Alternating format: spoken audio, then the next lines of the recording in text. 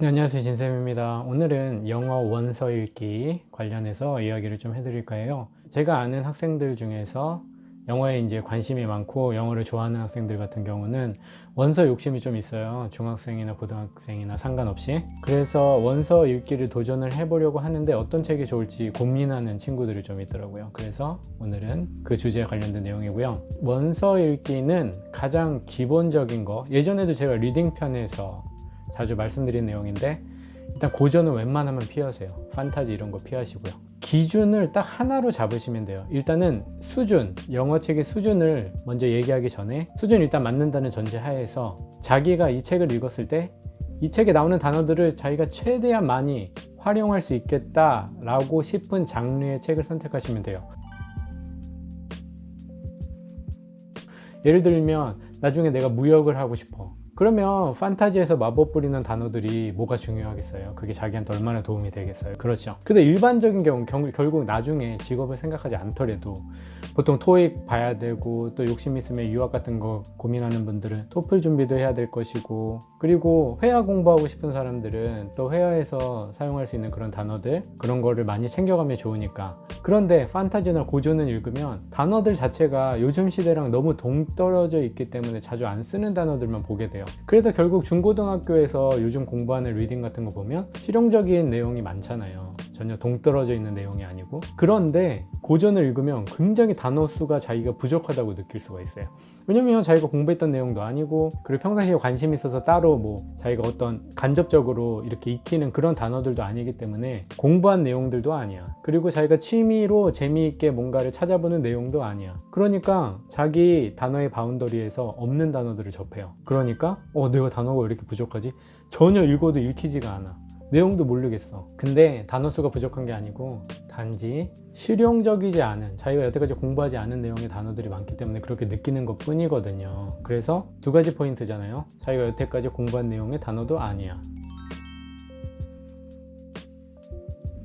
그래서 여기서 어떤 느낌이 있어요? 단어 수 부족해.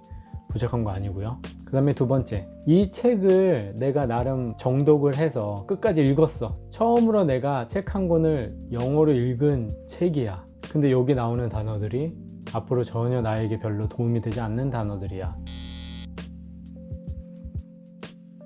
별로 의미가 없잖아요. 그래서 이 두 가지 포인트만 기억하시면 돼요.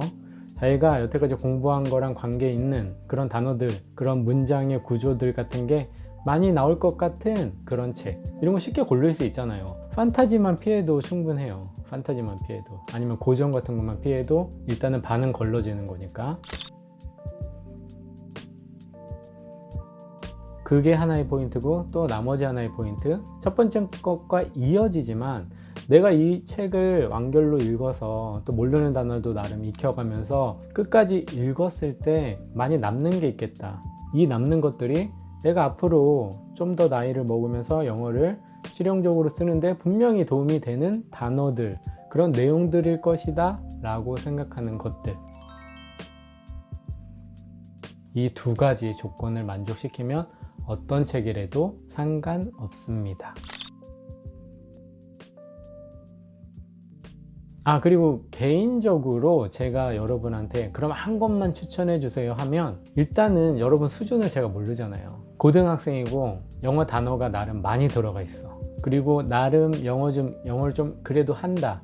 스피킹 못하지만 그래도 읽고 뭐 독해 이런 것들은 나름 자신이 있어서 겨울방학에 한번 한 권을 도전해 보겠다. 선생님, 너무 어렵지 않은 것 중에서 저에게 미션적으로 한 권만 추천해 주세요. 그러면 저는 모리와 함께한 화요일, 저는 이 책을 추천해 드릴게요. 왜냐? 제가 처음으로 끝까지 읽은 영어 소설이거든요. 그리고 그때는 영어를 잘 못했음에도 불구하고, 고등학교 시절이었음에도 불구하고 나름 너무나 어렵지 않게, 그리고 책에 빠져서 그 감동적인 부분은 또 눈물까지 흘리면서 읽었던 책이라서,